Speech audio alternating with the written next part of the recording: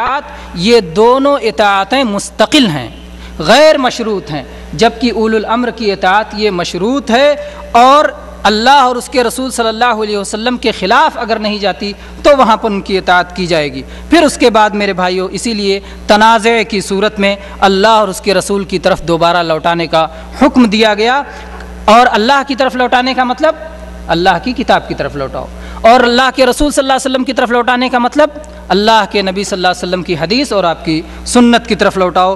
یہ تنازع کو ختم کرنے کا سب سے بہترین اصول ہے۔ کتاب اللہ اور سنت رسول، دین کے یہی دو اصل ہیں۔ دین کے دو اصل کتنے ہیں؟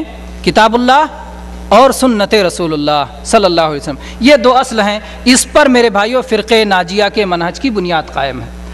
فرقہ ناجیہ کے منہج کی دوسری مستحکم بنیاد یہ ہے کہ وہ کتاب اللہ اور سنت صحیحہ کو عقل و رائے پر، قیاس پر مقدم کرتے ہیں۔ چنانچہ اللہ تبارک و تعالی نے ارشاد فرمایا، یا ایھا الذین آمنوا لا تقدموا بین یدی اللہ ورسولہ واتقوا اللہ ان اللہ سمیع علیم۔ اے ایمان والو، اللہ اور اس کے رسول سے آگے نہ بڑھو، اللہ سے ڈرتے رہا کرو، یقیناً اللہ تعالیٰ سننے والا ہے، جاننے والا ہے۔ میرے بھائیوں، یہاں پر اللہ تبارک و تعالیٰ نے اللہ اور اس کے رسول سے آگے بڑھنے سے منع فرمایا۔ اللہ اور اس کے رسول سے آگے بڑھنا یہ ہے کہ جب کوئی دینی معاملہ ہو تو ابھی اللہ اور رسول کا فیصلہ نہیں آیا، ہم اپنی طرف سے فیصلہ کر ڈالیں، یہ ہو گیا اللہ اور رسول سے آپ آگے بڑھ گئے۔ دینی جب معاملہ ہے تو ہم دیکھیں کہ اللہ نے کیا فیصلہ کیا اور رسول اللہ صلی اللہ علیہ وسلم نے کیا فیصلہ کیا، پھر اگر ہماری عقل اسے قبول کرے نہ کرے، ہماری سوجھ بوجھ اس میں آئے نہ آئے، ہم کو سر تسلیم خم کر دینا چاہیے۔ میرے بھائیوں، اس آیت میں ایمان والوں کو اس چیز کا حکم دیا گیا ہے جس کا حکم اللہ تبارک و تعالیٰ نے فرشتوں کو دیا ہے، یا جو فرشتوں کی صفت ہے۔ فرشتوں کے بارے میں اللہ تبارک و تعالیٰ نے قرآن مجید میں ارشاد فرمایا، لا یسبقونہ بالقول وہم بامرہ یعملون۔ فرشتے کسی معاملے میں اللہ سے آگے نہیں بڑھتے، بلکہ وہ اللہ کے حکم کی تعمیل میں لگے رہتے ہیں۔ فرشتے آگے نہیں بڑھتے، اور ایمان والوں کو بھی کہا گیا اللہ رسول سے آگے نہ بڑھو۔ اب آپ غور کریں تو فرشتوں کی بات اللہ کی بات کے تابع ہے۔ جب اللہ تعالیٰ کوئی بات کہتا ہے تبھی فرشتہ کہتا ہے، اور فرشتوں کا عمل اللہ کے حکم کے تابع ہے۔ جب اللہ حکم دیتا ہے تو فرشتے عمل کرتے ہیں۔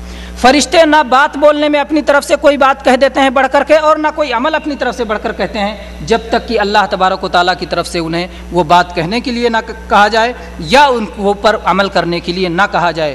تو اسی طرح سے میرے بھائیوں، شرعی معاملے میں ایک مسلمان کا بھی معاملہ یہ ہونا چاہیے کہ کوئی بات بولے تو اللہ اور اس کے رسول کا تابع ہو کے بولے، اور کوئی عمل کرے تو اللہ اور اس کے رسول کا تابع ہو کے عمل کرے۔ وہ اپنی طرف سے نہ کوئی بات کہے اور نہ ہی اپنی طرف سے کوئی عمل کرے، اس کو آگے بڑھنے کی اجازت نہیں ہے۔ صحابہ و تابعین کا یہی طریقہ تھا، سلف صالحین کا یہی طریقہ تھا۔ دین کی جب وہ کوئی بات جانتے تھے تو وہ ڈھونڈتے تھے کہ قال اللہ کیا ہے، قال الرسول کیا ہے۔ یہی اصل سنت ہے، یہی طریقہ اہل سنت ہے، یہی اصل سنت ہے اور یہی طریقہ اہل سنت ہے کہ ہم کو ہر مسئلے میں ڈھونڈنا چاہیے قال اللہ قال الرسول، اللہ نے کیا فرمایا، رسول اللہ صلی اللہ علیہ وسلم نے کیا فرمایا۔ میرے بھائیوں، فرقہ ناجیہ کے منہج کی تیسری مستحکم بنیاد یہ ہے کہ وہ کتاب اللہ اور سنت صحیحہ کی کسی بات کو کبھی رد نہیں کرتے، خواہ وہ خبر واحد ہی کیوں نہ ہو۔ اس میں نہ تحریف کرتے ہیں، نہ اس کی بیجا تعویل کرتے ہیں، بلکہ سر تسلیم خم کر دیتے ہیں، اطاعت و فرما برداری کے لیے اپنا سر جھکا دیتے ہیں۔ اللہ تبارک و تعالیٰ نے فرمایا، وما كان لمؤمن ولا مؤمنة اذا قضى الله ورسوله امرا ان يكون لهم الخيرة من امرهم ومن يعص الله ورسوله فقد ضل ضلالا مبينا۔ اور کسی مومن مرد و عورت کو اللہ اور اس کے رسول کے فیصلے کے بعد اپنے کسی امر کا کوئی اختیار باقی نہیں رکھتا۔ یاد رکھو، اللہ تبارک و تعالیٰ اور اس کے رسول صلی اللہ علیہ وسلم کی جو بھی نافرمانی کرے گا وہ صریح گمراہی میں پڑ جائے گا۔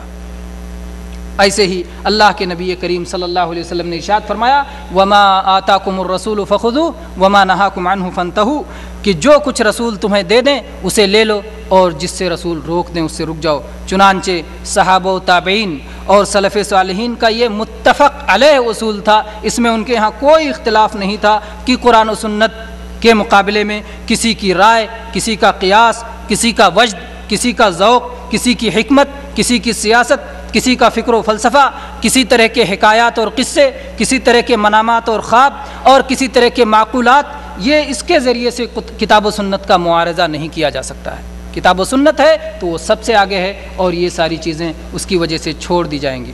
میرے بھائیو، یہی اہل سنت کا طریقہ ہے کہ قرآن مجید اور احادیث صحیحہ سے جو کچھ ثابت ہو جائے اسے فوراً قبول کرتے ہیں، کسی حالت میں اسے رد نہیں کرتے۔ اس کے برخلاف میرے بھائی جو اہل بدعت ہوتے ہیں، اہل سنت یہ نجات یافتہ ہے اور اہل بدعت یہ غیر نجات یافتہ ہے۔ تو اہل بدعت کا طریقہ یہ ہوتا ہے کہ پہلے اپنی ایک رائے بنا لیتے ہیں، اپنا ایک فکر بنا لیتے، اپنا ایک طریقہ بنا لیتے ہیں، اور اس کے بعد اس کی دلیل ڈھونڈنے چلتے ہیں کتاب و سنت میں۔ وہ ایسا نہیں کرتے کہ کتاب و سنت پہلے تلاش کرو اس پر عمل کرو، بلکہ وہ اپنی رائے تلاش کر کے اگر کتاب و سنت اس کے موافق ہے تو قبول کر لیتے ہیں، اور اگر مخالف ہے تو پھر کسی طرح سے تعویل کر کے، تحریف کر کے، شبہ پیدا کر کے اس سے پیچھا چھڑانے کی کوشش کرتے ہیں۔ جبکہ اہل سنت کتاب و سنت سے پیچھا چھڑانے کی کوشش نہیں کرتے، بلکہ اس پر عمل کرتے ہیں اور اسے اپنی زندگی کا طریقہ بناتے ہیں۔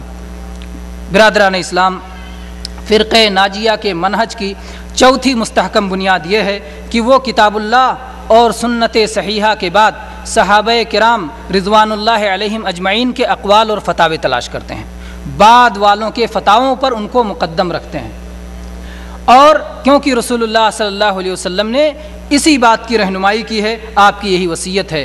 آپ نے فرمایا انہ من یعش منکم بعدی یرى اختلافا کثیرا فعلیکم بسنتی وسنت الخلفاء الراشدین المہدیین تمسکوا بها وعضوا علیہا بالنواجذ۔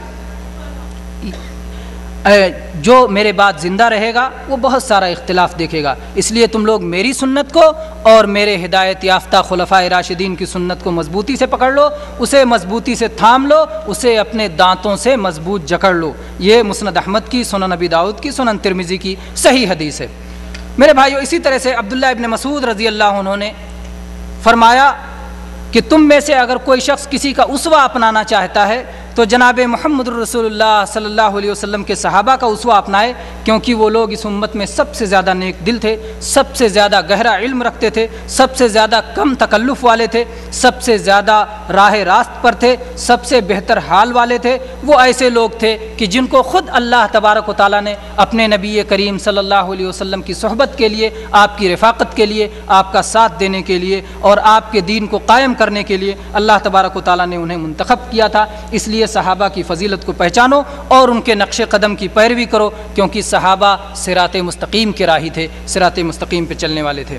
میرے بھائیو، فرقہ ناجیہ کے منہج کی پانچویں مستحکم بنیاد یہ ہے کہ وہ عقیدہ کے ایسے مسائل اور غیبی امور کے ایسے مسائل کے پیچھے نہیں پڑتے جو انسانی عقل کی رسائی سے باہر ہیں، بلکہ ان کا طریقہ یہ ہے کہ وہ تسلیم و رضا اور ایمان و ایقان کی روش اپناتے ہیں، کیونکہ اللہ